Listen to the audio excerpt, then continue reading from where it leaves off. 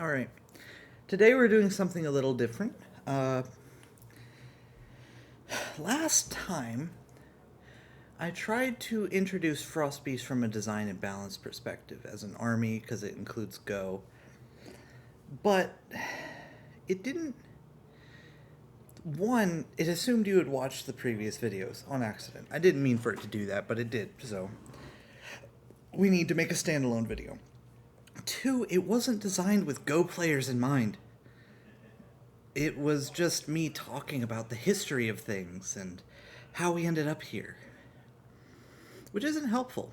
So I'm going to do something where I very deliberately talk about the rules of Go and how you can use them to fight somebody, uh, like be playing Go and chess at the same time on the same board, and it work well. This has been from a decade of experience. I do assume you know how to play chess. I do assume you know how to play Go. That being said, let's begin. All right. So, rule one, the rules of liberty. Every open stone, or every stone on the board must have at least one point, directly or orthogonally adjacent. So, in the context of a chessboard, we have now, I'm not going to talk about the history of it, we have now made it to where every piece also must follow that rule. So, if it is ever surrounded as a group on all the orthogonal sides, this entire army would be captured here. Or in this case, this whole army except this pawn would get captured, right? Second, stones on the board must never repeat the position of previous stones. That only applies to something that we have been calling the haunted, but they're really just ghost stones. So the ghost stones can be placed as a turn, first of all, and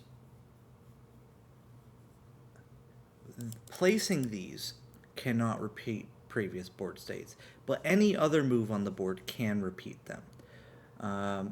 So if you're using the normal rules of chess and just want to be playing Go on the same board, let's say some chess player is being really annoying to you, so you're like, all right, let's do both. Let's see if my Go skills will matter more or your chess skills.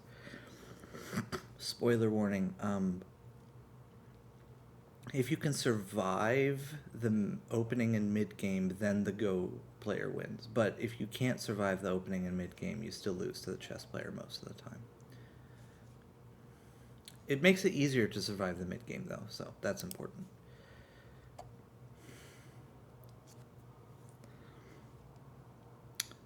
So you take turns, and on those turns you could place stones. Co-rule how it applies. Suicide. Suicide is illegal for a ghost stone placement, but not for a chess piece movement. So, for example, there is no rule that states you can't just move the queen here and have it get captured, right? However, there is a rule that states that you can't just place a ghost stone into that square, unless, of course, it would capture the pawn, and therefore it's not suicide because the pawn dies first.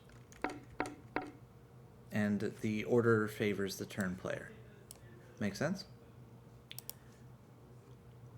Komi. There is no Komi because you do not win via points in this game. We can make points something that would happen to resolve the game on a draw, and then it would make sense. There's no reason you can't play the game that way, but we currently do not have it. You win by killing the enemy king. And I'm going to say that if you're just testing this, you shouldn't use check or checkmate. You should use capturing the enemy king to win. And the reason for that is keeping track of check and checkmate can be useful, but until you've played the game a good bit, it can be quite hard to keep track of. So I recommend you play the king capture rule. It's kind of like recommending someone play Chinese rules over Japanese rules or something. They're both valid. All right. Area scoring, territory scoring. I happen to prefer Chinese rules, by the way. Life and death, Seki, mutual life. Okay, so this is all tactics and stuff. So we've now covered most of the rules of Go. But now we need to talk about the specific things that we've done to make these games compatible so that you can't just flood the board with Go stones and, like, nothing happen. So, first of all, both players essentially have a Go bond on the side of the board, so they have infinite Go stones that they can pull from to put down. You only really need 64, 63 technically, because you always will surround if you played 63 stones. You need much less than that if you're playing properly, but, you know. The Go stones and the chess pieces together both form groups, so you can just glance at the board and look at the colors.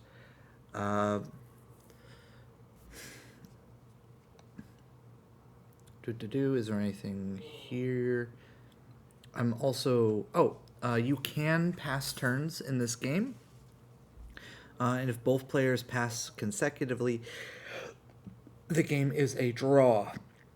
So that means that you never have what's the word? There's I think it's a German word. I'm trying to remember what it is. It's either German or French.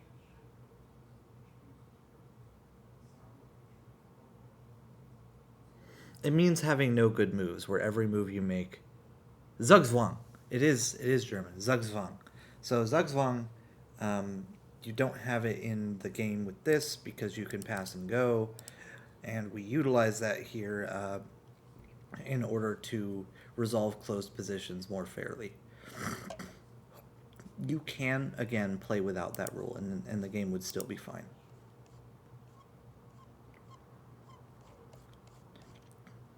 We have designed an army, by the way, that utilizes this, that faces the chess army, and we've balanced it, but I talked about that in a previous video.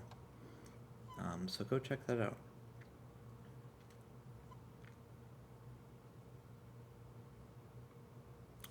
So, the Go stones themselves actually cannot be captured by the chess pieces. And what this means is placing this here, it doesn't suddenly open up the ability for pawns to go here. However, they also do not block movement. So this pawn can still go here and here. And when it goes here, the Go stone actually captures itself. And that's an important distinction because if this counted as the piece capturing, it would actually alter the way the chess pieces move due to the Go stones being on the board, which we didn't want to do. And it turned out that this was a good thing. So even if this is here, oh god, let me, and somehow this has happened throughout the game. I'm just making an example. A bad example. This should never happen in a normal game. And then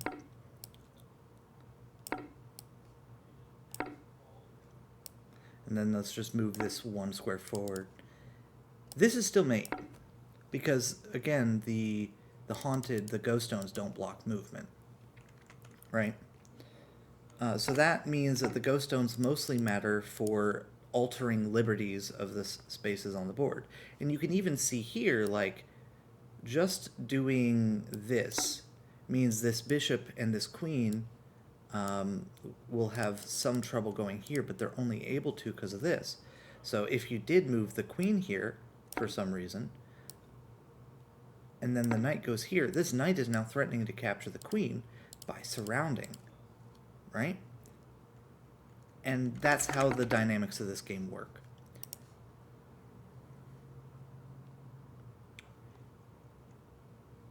This part doesn't matter for this. If you choose to do something like using these rules in Augment of Shogi, the Go stones don't go to hand. It's a subtle distinction, it doesn't matter for this, but that type of thing occurs with any other rule set, because you could apply these Go rules to almost any chess variant and it just kind of work. I recommend not doing it with duck chess. That seems pretty scuffed. It might be fun, though. Who knows? And then just explaining captures. So there you have it.